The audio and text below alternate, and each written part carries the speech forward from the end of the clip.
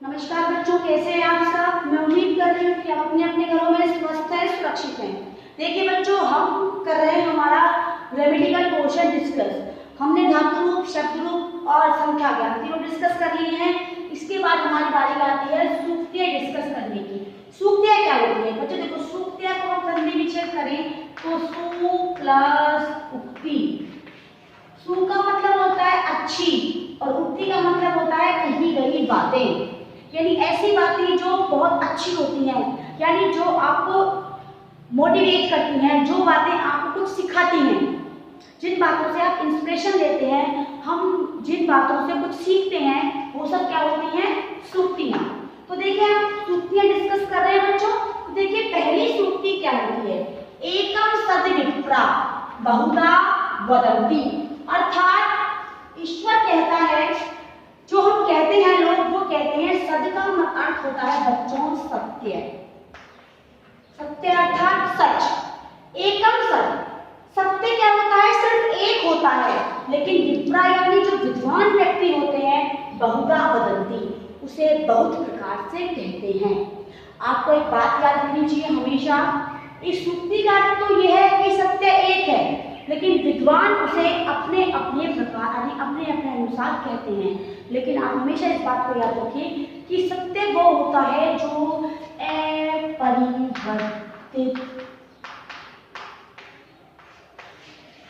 होता है।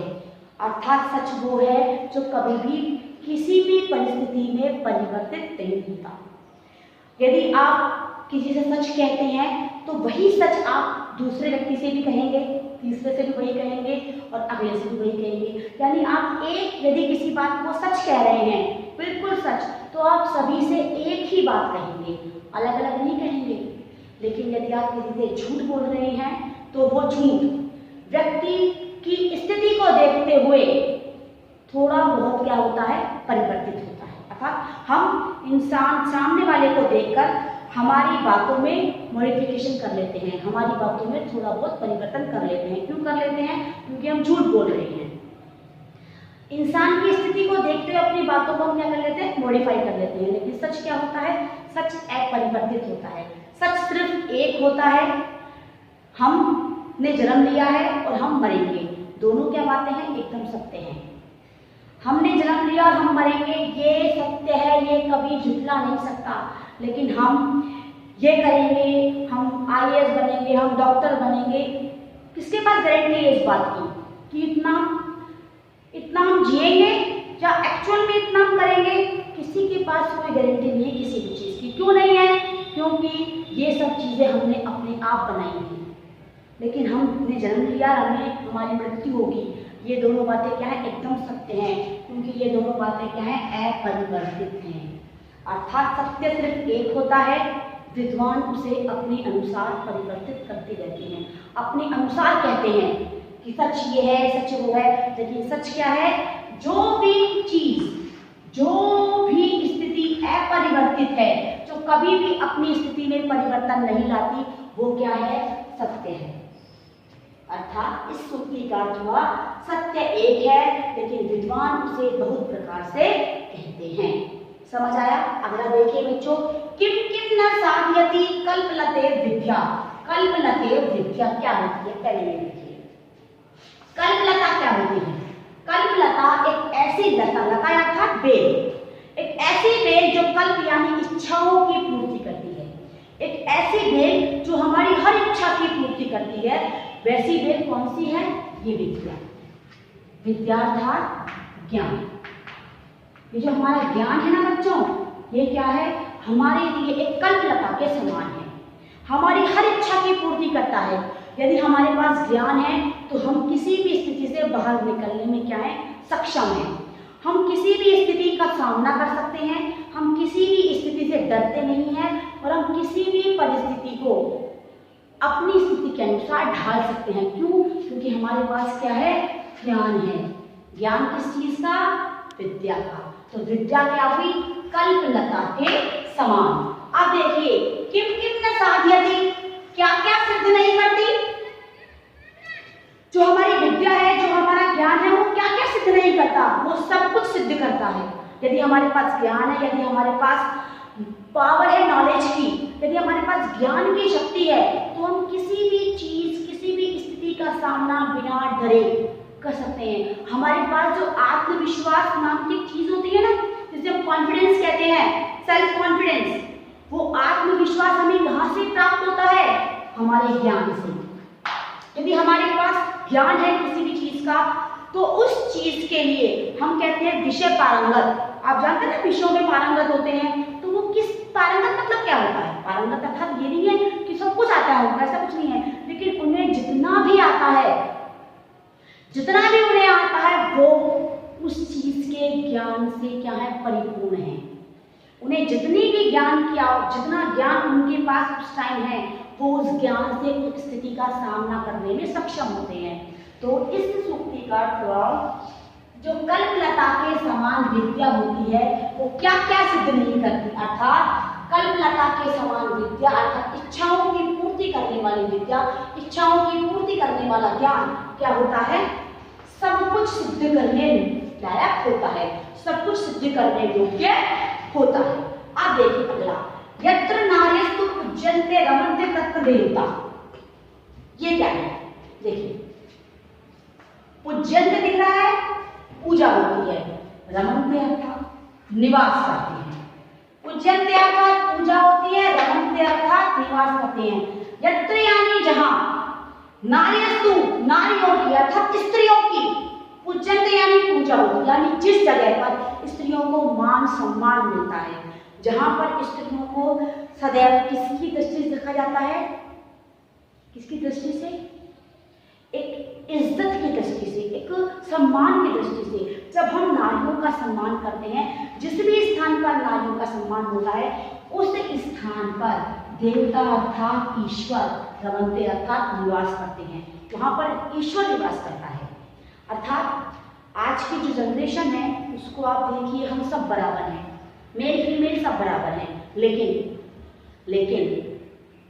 पहले की जनरेशन में आप देखिए, जो औरतें थी, जो नारियां थी, उनकी स्थिति बहुत कहीं कहीं बहुत ऊपर थी और कहीं कहीं बहुत नीचे थी, क्योंकि हमारे समाज की जो विडंबनाएं हैं, समाज की जो मतलब जो कुरीतियां हैं, उनकी वजह से स्त्रियों की स्थिति कई जगह बहुत खराब थी, कई जगह बहुत अच्छी थी।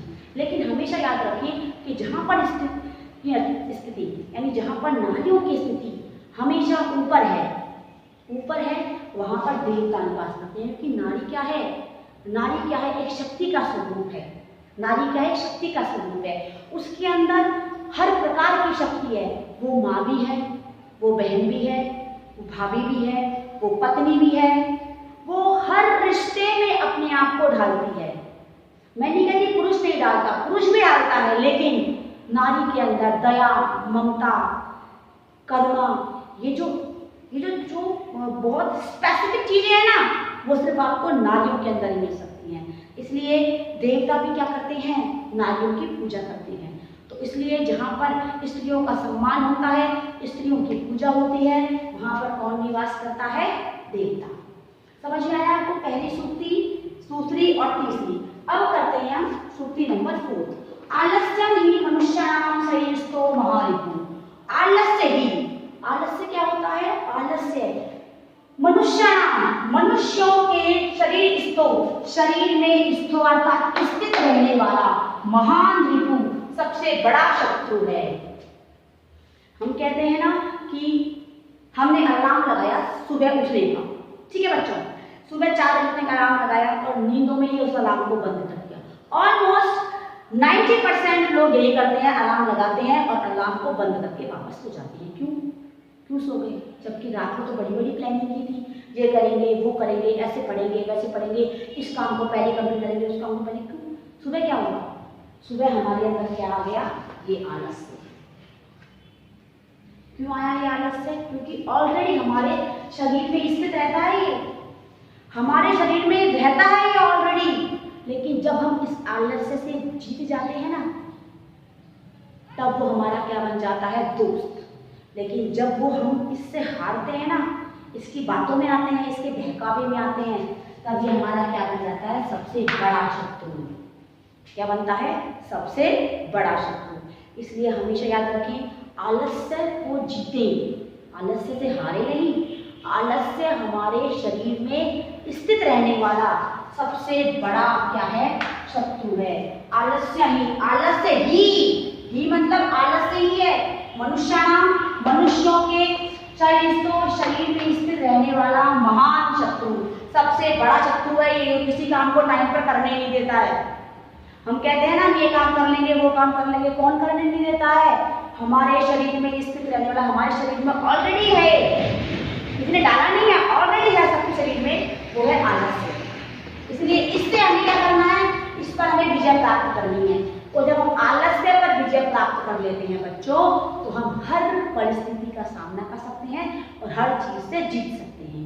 तो हमेशा याद रखें, आलस्य पर आपको विजय प्राप्त करनी है। यदि आपको अपनी जिंदगी में कुछ करके दिखाना है तो आपको आलस्य को क्या करना होगा, अपने से दूर भगाना होगा। और आज भगा दिया, कल आलस्य आ गया, क्योंकि वो तो हमारे शरीर में स्थित रहने वाला, वो जाएगा थोड़ी कहीं नहीं जाएगा। आपको उसका सामना हर पल करना होगा, हर समय करना होगा, और आलस्य को हर समय आपको क्या करना होगा, हराना होगा। आप देखिए, फिफ्थ है सत्यमेव जयते। सत्यमेव जयते का अर्थ होता है सत्य की ही विजय होती है। सदैव क्या होता है, सत्य ही जीतता है, झूठ कभी नहीं जीतता। हमने ऊपर एक बात बताई थी, सत्य क्या है, अपरिवर्तित। सत्य कभी भी स्थिति के अनुसार परिवर्तित नहीं होता, इसलिए सत्य की सदैव विजय होती है। अगला देखिए, अवश्यमेव भोक्तव्यम कृतं कर्मं शुभाशुभम्। यानी अवश्यमेव, निश्चित रूप से, भोक्तव्यम यानी आपको भुगतने पड़ेंगे, कृतं कर्मम, जो आपने किए हैं वो कर्म, चाहे वो अच्छे हो, अशुभम या वो बुरे हो। यानी आपने जो अच्छे और बुरे कर्म किए हैं, आपने किसी का भला किया है तो वो भी आपको मिलेगा, आपने किसी का बुरा किया है तो वो भी आपको मिलेगा। आप इस बात का ध्यान रखें कि जो अर्थ है ना, हमारी पृथ्वी है, वो क्या है, राउंड शेप में, गोल है। तो आपका अच्छा किया गया कार्य और आपके द्वारा किया गया बुरा कार्य घूम फिर के आपके पास ही आएगा। तो सदैव सबका अच्छा करें, किसी का बुरा सोचे भी ना, क्योंकि देखिए यदि मैं आपको एक बात बताती हूँ बच्चों, मैंने भी ये सीखी है और आज मैं आपको सिखाना चाहती हूँ, शेयर करना चाहती हूँ अपनी तरफ से। देखिए, यदि हमने कभी अपनी जिंदगी में किसी का बुरा सोचा भी नहीं, किसी का बुरा किया भी नहीं, बाय मिस्टेक हो जाए तो कोई बात नहीं, सॉरी फील करो तो वो बुरा बराबर हो जाता है। लेकिन यदि जानबूझ से किसी का बुरा किया, जानबूझ से किसी का नुकसान किया, तो वो घूम फिर के आपके पास आएगा। और ध्यान रखिए, घूम कर आता है तो दुगना तिगना होकर आता है। जो किया है वैसा नहीं आता, 2 गुना 4 गुना 10 गुना भी हो सकता है। इसलिए सदैव अच्छा करें। आपके जो अच्छे और बुरे कर्म है ना, किए गए कर्म, वो आपको भुगतने पड़ेंगे, निश्चित है ये बात निश्चित है। क्योंकि अर्थ क्या है, अर्थ राउंड है, तो जो आपने किया है वो आपको मिलेगा। यदि आपने कभी जिंदगी में किसी का बुरा नहीं किया, कभी किसी के बारे में बुरा नहीं सोचा, तो बच्चों हमेशा याद रखो कि उस सर्वशक्तिमान ईश्वर में भी ताकत नहीं है, उस ईश्वर में भी इतनी ताकत नहीं है कि वो आपका बुरा कर सके, क्योंकि वो भी किससे बंधा हुआ है, कर्म फलों से। तो यदि हमारे कर्म अच्छे हैं तो हमें अच्छे फल प्राप्त होंगे, और यदि हमारे कर्म बुरे हैं तो हमें बुरे प्राप्त होंगे। तो इसलिए आप निश्चित रूप से अपने कर्मों का क्या करेंगे, भोगेंगे, अपने कर्मों को आप भोगेंगे। यदि आपने अच्छा किया है तो आपको अच्छा मिलेगा, यदि आपने बुरा किया है तो आपको बुरा मिलेगा। अगली सूक्ति देखिए बच्चों, आत्मा प्रतिकूलानि परेशान न समाचरेत्। समाचरेत् मतलब क्या होता है, आचरण।